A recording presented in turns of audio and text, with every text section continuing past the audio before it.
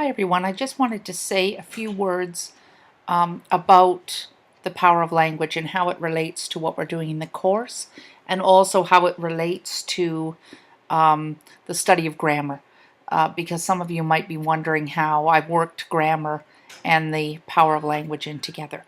So one of the things that I think is really important is to understand that language, especially the language of the dominant culture, is a way to access power is a way to access power in that society. So some of the definitions I've talked to you about in this lesson, we talk about status quo, and that's keeping things the way they are. We talk about hegemony, and hegemony is a sort of system, the dominant system. So the idea of good grammar being an access to hegemonic power is something we might talk about. And the idea that the use of grammar and correct grammar might be part of the status quo is something that perhaps you haven't thought about before.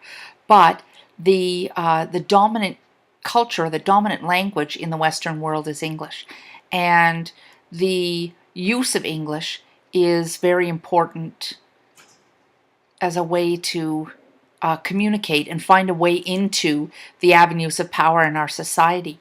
So someone who has so-called bad grammar, it could be somebody with an accent from another country, or it could be somebody with an accent that is, something we make fun of, like people sometimes in Northern Ontario, where I'm from, have accents, or people from the southern United States might have a different accent.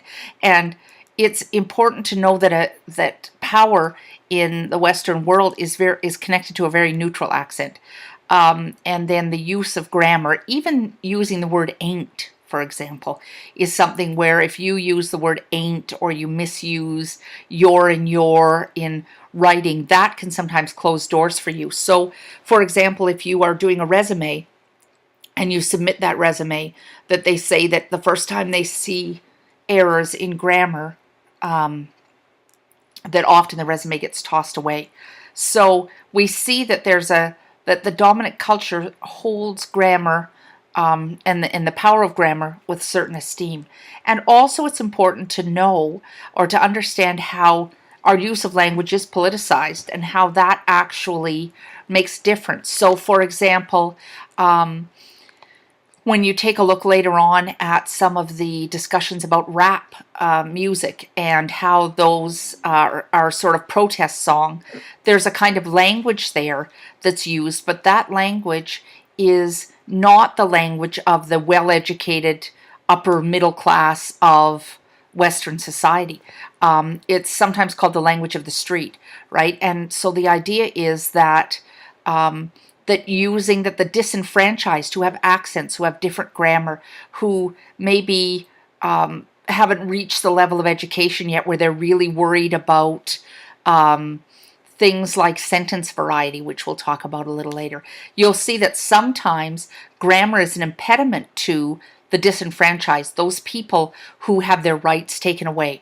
So this is a discussion that very often comes up with people who've come from other countries and they try to lose their accent, or they're trying to learn to speak English. So if English is not your first language, or maybe English is not the first language of your parents, you may have seen some of these struggles in your home where your parents need you to translate when you speak to teachers or doctors or nurses or people in the bank, because the way to access power, and that is the power of mortgages, getting mortgages, talking to teachers, talking to doctors, talking to government agencies, talking to lawyers or police officers, those things tend to be tied up in so-called proper English. So I think it's important as we move through this course to keep in mind that language is very politicized. So not only is language powerful because it helps us connect to one another through things like the lyrics of music or poetry or movies or quotations we put on the wall, or being able to express ourselves to other people in a way that makes them understand us or helps get things done, that there's also a power of language that can exclude.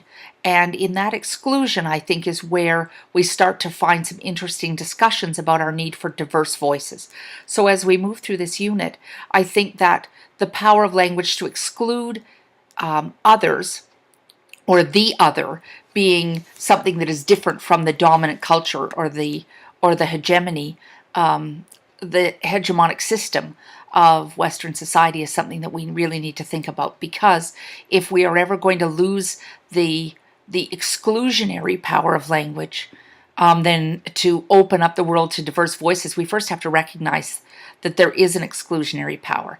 And then when we look at unconventional grammar and the diversity of voices, we're going to see how we can sometimes use grammar to subvert power. So when you read the quotations by some of the authors who are known for unconventional grammar, you'll see that many of them are kind of challenging this hegemonic view of language. So please keep that in mind as we go through the course. And that's kind of what I mean when I talk about the importance of knowing how grammar works into the power, sometimes the inclusionary and sometimes the exclusionary power of language.